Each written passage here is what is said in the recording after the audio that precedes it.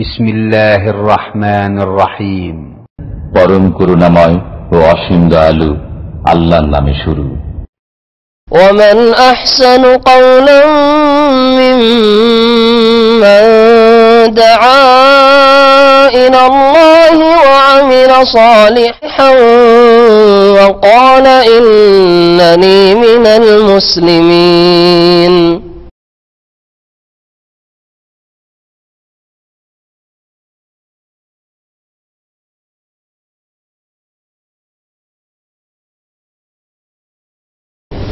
السلام عليكم ورحمة الله وبركاته. بسم الله الرحمن الرحيم. الحمد لله رب العالمين والصلاة والسلام على سيد المرسلين نبينا محمد وعلى آله وصحبه أجمعين. أما بعد فقد قال المؤلف رحمه الله تعالى: باب ما جاء أن الغلو في قبور الصالحين يسيرها أوثانا تعبد من دون الله. روى مالك في الموطأ أن رسول الله صلى الله عليه وسلم قال: اللهم لا تجعل قبري وثنا يعبد. اشتد غضب الله على قوم اتخذوا قبور أنبيائهم مساجدا. ولابن جرير بسنده عن سفيان عن منصور عن مجاهد: أفرأيتم اللات والعزى قال كان يلت لهم السويق فمات فعكفوا على قبره. وكذا قال أبو الجوزاء عن ابن عباس رضي الله تعالى عنهما كان يلت السويق للحاج. وعن ابن عباس رضي الله عنهما قال لعن رسول الله صلى الله عليه وسلم زائرات القبور والمتخذين عليها المساجد والسرج. رواه أهل السنن. আল্লাহ পাক রব্বুল আলামিনের যাবতীয় প্রশংসা যে আল্লাহ পাক রব্বুল আলামিন একক, যার কোনো শরীক নেই। সালাত এবং সালাম নাযিল হোক নবী মুহাম্মদ রাসূলুল্লাহ সাল্লাল্লাহু আলাইহি ওয়াসাল্লামের উপর, যিনি বাড়াবাড়ি করতে নিষেধ করেছেন। নেক লোকদের সম্পর্কে, আম্বিয়া রসুলগণ সম্পর্কে অতিরঞ্জন বাড়াবাড়ি করলে এমন একটা সময় আসে যেই সময় এই বাড়াবাড়ি রাস্তা দিয়ে শয়তান সুযোগ নেই শিরক ঢুকিয়ে দেওয়ার। যারাই সৎকর্মশীল ভালো মানুষদের সম্পর্কে, ওলি আউলিয়া সম্পর্কে, আম্বিয়া রসুলগণ সম্পর্কে বাড়াবাড়ি করেছে, তারাই ধীরে ধীরে শিরকে লিপ্ত হয়েছে। এই জন্য লেখক রহমতুল্লাহ আলাইহি এই অধ্যায়টিতে বিশেষভাবে সতর্ক করেছেন এই বিষয়ে, যাতে করে আমরা বিশেষ করে সৎ লোকদের সম্পর্কে, আম্বিয়া রসুলগণ সম্পর্কে, ওলি আউলিয়া সম্পর্কে বাড়াবাড়ি না করি। অসৎ লোক সম্পর্কে কেউ বাড়াবাড়ি সাধারণত করে না। বাড়াবাড়ি করলে বাড়াবাড়ি করে বদনামে বাড়াবাড়ি করে, হয়তো বাড়াবাড়ি কথা বলে হয়তো যতটা অপরাধী না তার চেয়ে বেশি অপরাধী সাব্যস্ত করার চেষ্টা করে। কিন্তু নেক লোকদের সম্পর্কে বাড়াবাড়ি, এটা হচ্ছে এমন একটা ফিতনা যাতে মানুষ শিরকে লিপ্ত হয়। লেখক তাই বলছেন, বাবু মাজা আন্নাল গুলু ফি কবুরিস সালিহিন। এই অধ্যায় হচ্ছে এই বিষয় সম্পর্কে যে যা বর্ণিত হয়েছে রাসূলুল্লাহ সাল্লাল্লাহু আলাইহি ওয়াসাল্লাম হাদিসে, যে নেক লোকদের কবর সম্পর্কে বাড়াবাড়ি করতে গেলে সেটা আল্লাহ ছাড়া অন্যের পূজায় পরিণত হয়। ইউসাইয়িরুহা আওসানান তুবাদু মিন দুনিল্লাহ।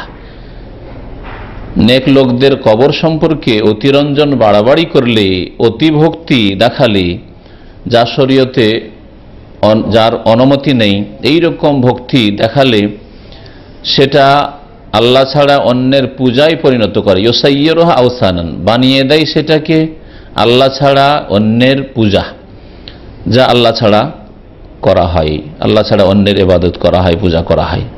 আওসান ওয়াসনের বহু বচন। ওয়াসন মানে হচ্ছে আল্লাহ ছাড়া যে কোনো কিছুর পূজা, সেটা আকৃতিতে হোক আর বিনা কোনো আকৃতিতে হোক। আকৃতিতে যেমন মূর্তি, জীবিত মৃত মানুষের মূর্তি, মানুষের ছবি অথবা কোনো পশু পাখির, এগুলিকে বলা হয় সানাম বা আসনাম বলা হয়।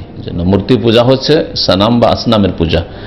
আর ওয়াসান শব্দটির জমা হচ্ছে আওসান। এটা ওর চাইতে ব্যাপক। আল্লাহ ছাড়া যে কিছুরই পূজা হোক, তার রূপ চেহারা আকৃতি হোক আর না হোক, তাকে ওয়াসান বা আওসান বলা হয়। যেমন কেউ গাছের পূজা করলে গাছটা হচ্ছে ওয়াসান, কেউ যদি পাথর পূজা করে পাথরটা হচ্ছে ওয়াসান। তার কোনো রূপ চেহারা নেই, আকৃতি নেই, তারপরেও সেটা হচ্ছে ওয়াসান, আল্লাহ ছাড়া অন্যের পূজা। এইরকমই নদীর পূজা, গঙ্গা যমুনার হিন্দুদের পূজা, সেটা গঙ্গা যমুনা তাদের ওয়াসান, আল্লাহ ছাড়া অন্যের পূজা করে থাকে তারা। এইভাবে আগুনের পূজা, এরকম বহু জিনিসের পূজা রয়েছে যা মুশরিকরা করে থাকে, সেগুলি হচ্ছে ওয়াসান। তো নেক লোকদের কবর সম্পর্কে বাড়াবাড়ি করতে গেলে সেটা আল্লাহ ছাড়া অন্যের পূজা ওয়াসানে পরিণত হয়, যা আল্লাহ ছাড়া অন্যের জন্য করা হয়, আল্লাহ ছাড়া অন্যের পূজা করা হয়। এই দিয়ে কবরের পূজাকে আওসানের পূজা বলা হয়েছে, এই জন্য যে কবরের মূর্তির আকারে কোনো রূপ চেহারা নেই, হ্যাঁ, কোনো পশু পাখির আকারে রূপ চেহারা নেই, এই জন্য ওয়াসান বলা হয়েছে এখানে। এই মর্মে ইমাম মালিক রহমতুল্লাহ আলাই তার কিতাব মুয়াত্তা নামক কিতাব আল মুয়াত্তা, এই কিতাবটি হাদিসের কিতাবগুলি সর্বপ্রথম কিতাব লেখা হয়েছে যা আমাদের কাছে সংকলনে এসছে। তার আগে ছোট ছোট পুস্তিকা আকারে অনেকে লিখে রেখেছেন, কিন্তু সেগুলি আমাদের কাছে কিতাবের আকারে, হাদিসের কিতাবের আকারে সংকলনে আসেনি। সর্বপ্রথম কিতাব যা লেখা হয়েছে, যা বুখারী, মুসলিম, আবু দাউদ, তিরমিজি, নাসাই, ইবনে মাজাহ সমস্ত হাদিসের কিতাব যেগুলি প্রসিদ্ধ হাদিসের কিতাব, তার আগে এই কিতাবটি লেখা হয়েছে। এজন্য অনেকে 6টি যে প্রসিদ্ধ কিতাব, যে কুতুব সিত্তা, যাকে আমাদের দেশের আলেমদের ভাষায় সিহা সিত্তা বলা হয়, যদিও ভাষাটি সূক্ষ্ম নয় এবং সঠিক নয়, 6টি কিতাব সহি নয়, এজন্য সিহা সিত্তা বলাও ঠিক নয়। তার মধ্যে 6 নম্বর কিতাব ইবনে মাজাহ, অনেকে ইবনে মাজাহর পরিবর্তে মুয়াত্তাকে ওখানে ঢুকিয়েছেন এবং তারা বলেছেন যে বুখারী, মুসলিম, আবু দাউদ, নাসাই, তিরমিজি, ইবনে মাজাহর জায়গায় মুয়াত্তা মালিককে গণ্য করেছেন। কিন্তু অধিকাংশ মুহাদ্দিসিন কিরাম ইবনে মাজাহকেই 6 নম্বর কিতাব, হাদিসের কিতাব বলে আখ্যায়িত করেছেন। মুয়াত্তাকে এই 6টি কিতাবের মধ্যে, কুতুবে সিত্তার মধ্যে অন্তর্ভুক্ত করেননি, শামিল করেননি। এই জন্য নয় যে মুয়াত্তা মালিকের হাদিস দুর্বল, বরং অধিকাংশ হাদিস তার সহি।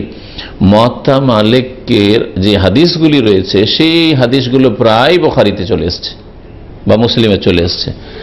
সবগুলি হাদিস প্রায় বুখারী, মুসলিমে যখন আছে, তখন সেটাকে আর একটি কিতাব, 6 নম্বর কিতাব বলে আখ্যায়িত তারা করেননি। পক্ষান্তরে ইবনে মাজাহ অনেক নতুন হাদিস আছে, যে হাদিসগুলি বুখারীতে নেই, মুসলিমও নেই, হয়তো আবু দাউদ, তিরমিজি, নাসাই তো নেই। এই জন্য কুতুবে সিত্তার 6 নম্বর কিতাব ইবনে মাজাহ, এটাই বেশি ঠিক। রাসূলুল্লাহ সাল্লাল্লাহু আলাইহি সাল্লাম বলেছেন, মুয়াত্তা মালিকে ইমাম মালিক রহমতুল্লাহ আলাইহি বর্ণনা করেছেন, কাল আল্লাহুম্মা, নবী সাল্লাল্লাহু আলাইহি ওয়াসাল্লাম বলছেন দোয়া, আল্লাহুম্মা লা তাজাল কবরি ওয়াসানান ইউবাদ, হে আল্লাহ, আমার কবরকে তুমি মূর্তিতে পরিণত করিও না যার পূজা হয়। আমার কবরকে তুমি এমন করে দিও না যে যার পূজা শুরু হয়ে যায়। ওয়াসান, আল্লাহ ছাড়া অন্যের যে পূজা করা হয় সেটাকে ওয়াসান বলা হয়। তো আমার কবরকে আল্লাহ তুমি ওয়াসান বানিয়ে দিও না, হ্যাঁ, যার পূজা হয়ে থাকে, যেসবের পূজা হয়ে থাকে তার অন্তর্ভুক্ত আমার কবরকে করে দিও না। যেমন আজকাল পীরদের কবর, হ্যাঁ, ওলিয়া উলিয়া বলা হচ্ছে, তাদের কবর পূজা করা হচ্ছে, জিলানির কবর পূজা হচ্ছে, চিশতির কবর পূজা হচ্ছে, শাহজালালের কবর পূজা হচ্ছে, আটরসিতে পূজা হচ্ছে, সেজদা পূজা।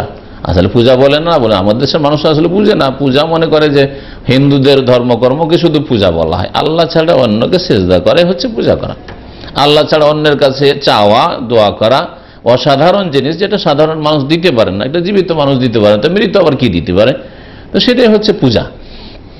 আল্লাহ ছাড়া অন্যের কাছে ছেলে মেয়ে চাওয়া, রোগের আরোগ্য চাওয়া, এগুলি অসাধারণ কাজ, যেগুলি আল্লাহ ছাড়া কেউ করতে পারে না। এগুলি আল্লাহ ছাড়া অন্য কারো কাছে চান, সে মূর্তির কাছে চাইলেও পূজা, আর কবর কাছে চাইলেও পূজা, গাছের কাছে চাইলেও পূজা, গঙ্গা যমুনার কাছে চাইলেও পূজা, জমজম কূপেও চাইলেও পূজা। যদি কেউ ভাবলে যে হিন্দুরা চায় গঙ্গা যমুনাম, হ্যাঁ, এসব তাদের মা, আর এসব মাতার পূজা করে, আমি জমজমের কাছে চাইবো, তো এটাও শিরক, এটাও শিরক ওই রকমই। তো নবী করিম সাল্লাল্লাহু আলাইহি সাল্লামের এই আশঙ্কা ছিল যে মুসলিম সমাজের লোকেরা অনেকেই শিরকে আবার ফিরে আসবে, শিরক থেকে তওবা করে কালেমা পড়ে আসবে, আর আরেকবার গিয়ে শিরকে তারাই অথবা তাদের আগামী প্রজন্ম অজ্ঞতার কারণে, সঠিক দিন না জানার কারণে, আল্লাহ পাকের ওহী থেকে, কোরআন হাদিস থেকে দূরে সরে যাওয়ার কারণে আবার গায়রুল্লাহর পূজা, আল্লাহ ছাড়া অন্যের পূজা শুরু করে দিবে। দুর্গার পূজা ছাড়লেও আমাদের ভারত উপমহাদেশের লোকেরা হিন্দুদের ধর্ম ছেড়ে মুসলিম হইলেও দরগার পূজা শুরু করেছে, কবর পূজা শুরু করেছে, কবরে চাওয়া শুরু করেছে। যদি মূর্তির কাছে, প্রতিমার কাছে না চাই তো কবর মাজারে চাইছে।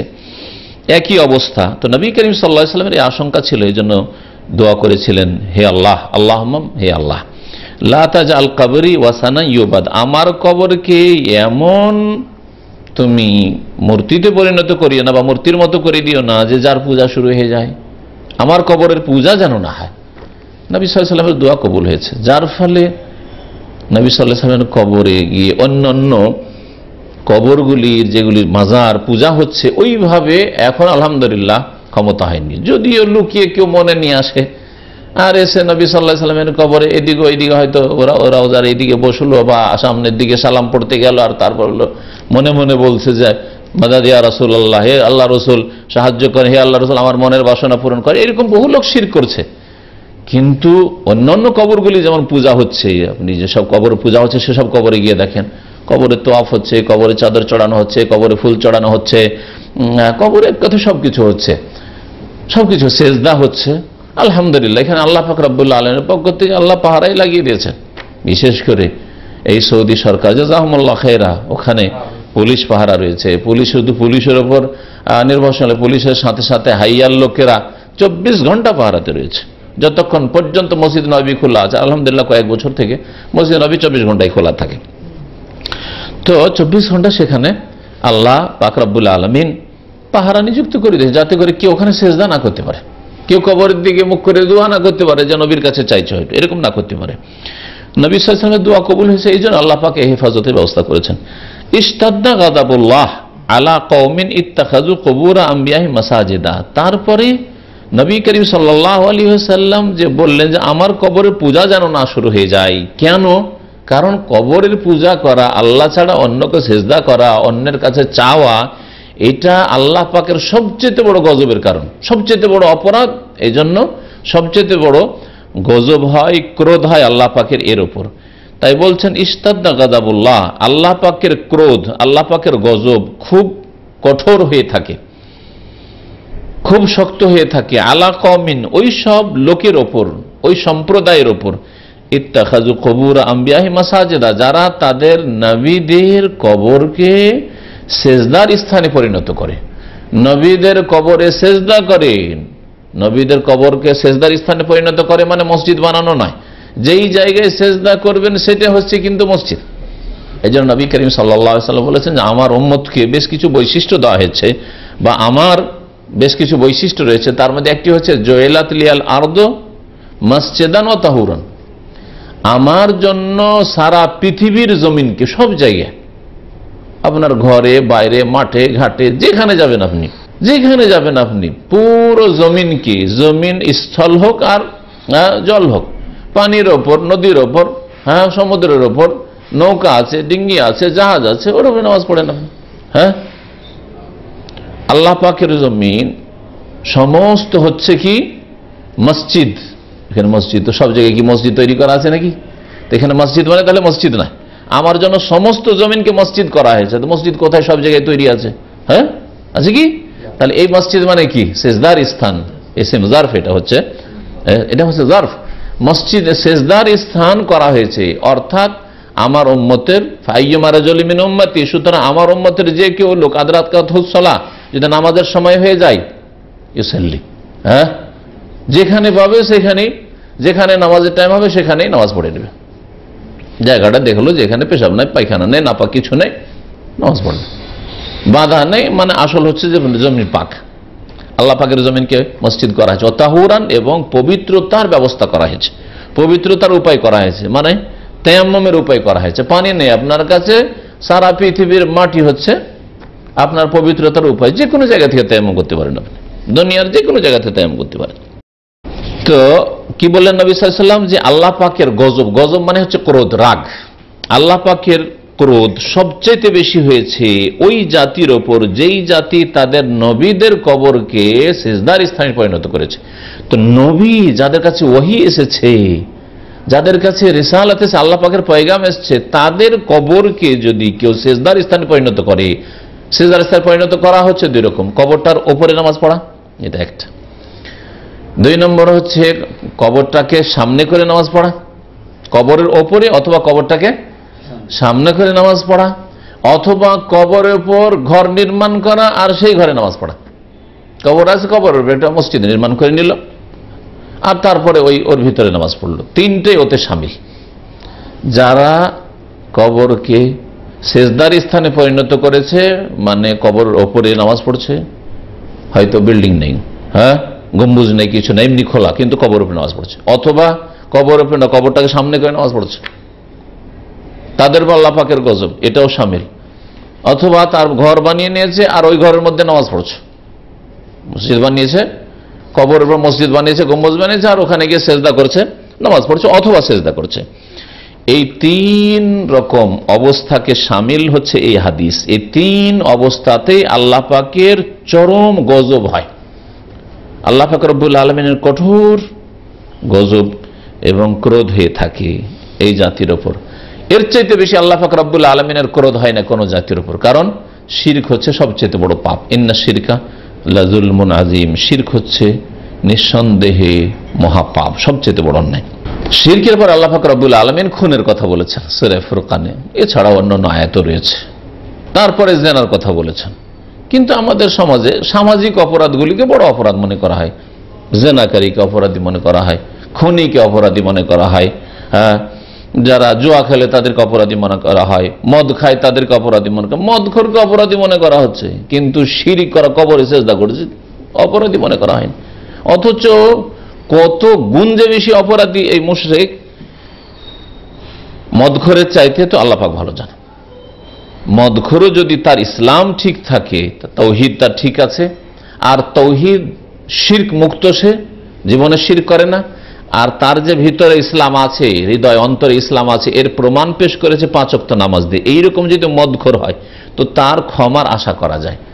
দুনিয়ার আযাব পেয়ে ক্ষমা হয়ে যাবে, না হলে কবরের আযাব পাওয়ার পর ক্ষমা হবে, না হলে জাহান্নামে কিছুদিন যে শাস্তি পেয়ে তারপরে ফিরে আসার আশা আছে, আল্লাহ পাকের রহমত তার জন্য আছে। কিন্তু মুশরিকের জন্য জীবনে কোনোদিন মদ খায়নি, জীবনে চুরি করেনি, জীবনে জেনা করেনি, জীবনে খুন করেনি, শিরক করে মারা গেছে, শিরকের অবস্থায়, কখনো আল্লাহ মাফ করবেন না। কোরআন এবং হাদিসে এই ব্যাপারে স্পষ্ট, এমন নয় যে কোনো একটা অস্পষ্ট কথা। তারপরে লেখক রহমতুল্লাহ আলাইহি ইমাম ইবনে জারীর যে প্রখ্যাত মুফাসসির ছিলেন, যার তাফসীরকে তাফসীর ইবনে জারীর বলা হয়, তাফসীরে তাবারিও বলা হয়, ইমাম ইবনে জারীর তাবারি, তিনি বর্ণনা করেছেন তার সনদে, তার সূত্রে সুফিয়ান সৌরি থেকে, সুফিয়ান সৌরি মনসুর থেকে, মনসুর মুজাহিদ প্রখ্যাত তাবেঈ থেকে, মুজাহিদ তাবেঈ বলছেন যে আল্লাহ পাক রব্বুল আলামিন বাণী এই আয়াত যে সূরা নাজমের 19 নম্বর আয়াত, আফারা আইতুমুল লাত ওয়াল উজ্জা, আচ্ছা তোমরা কি ভেবে দেখেছো লাত সম্পর্কে আর উজ্জা সম্পর্কে? এগুলি ছিল আরব মুশরিকদের 1400 বছর আগে দেবদেবী। লাত দেব ছিল আর উজ্জা দেবী ছিল, উজ্জা দেবী ছিল। আরব মুশরিকেরাও পুরুষেরও পূজা করত, মহিলারও পূজা করত, যেমন হিন্দুদের মধ্যে, হ্যাঁ, হিন্দুদের মধ্যে দেবেরও পূজা আছে আর দেবীরও পূজা আছে, তাই না?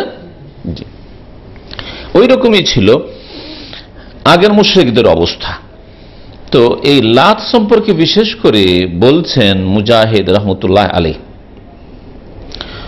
মুজাহিদ রহমতুল্লাহ আলাইহি, তার পিতার নাম জাবর ছিল আর বড় মুফাসসির ছিলেন, তাবেঈ, আব্দুল্লাহ বিন আব্বাস রাদিয়াল্লাহু তাআলা আনহুমা আর অন্যান্য সাহাবায়ে কেরামদের ছাত্র ছিলেন। তার ইন্তেকাল 104 হয়েছে।